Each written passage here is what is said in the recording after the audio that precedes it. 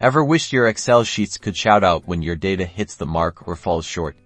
Today, we're diving into conditional formatting to turn ordinary numbers into instantly understandable pass or fail results, color-coded in vibrant green or alarming red. Let's get started. First, let's get our data set up. I've got a column here with scores. We need a place to put our pass or fail indicator, so select the cell right next to your first score, which in this case is cell B2 if your scores start in A2. This is where our formula will tell us the outcome.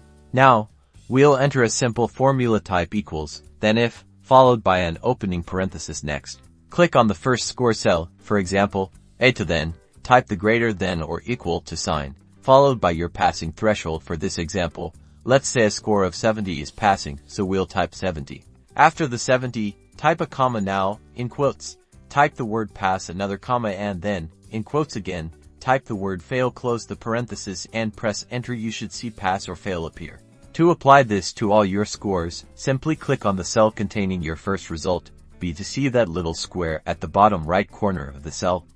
Double-click that square, and your formula will fill down the entire column. Great! Now for the magic touch, the colors. Select the entire column of pass or fail results. From the first entry all the way down, go to the Home tab on your Excel ribbon and find Conditional Formatting. Hover over Highlight Cells Rules and then select Text that contains. In the dialog box that pops up, type pass in the left-hand box on the right. Choose green, fill with dark green text. Click OK. Now, all your pass results are in green. Let's repeat this for fail with the same column still selected. Go back to Conditional Formatting, Highlight Cells Rules, and Text that contains. This time, type fail in the left-hand box and choose light red, fill with dark red text from the drop-down on the right. Click OK. And there you have it. Your data now visually screams pass in green and fail in red, making analysis a breeze. This simple technique can save you hours and instantly improve the clarity of your reports. Try it out on your next project.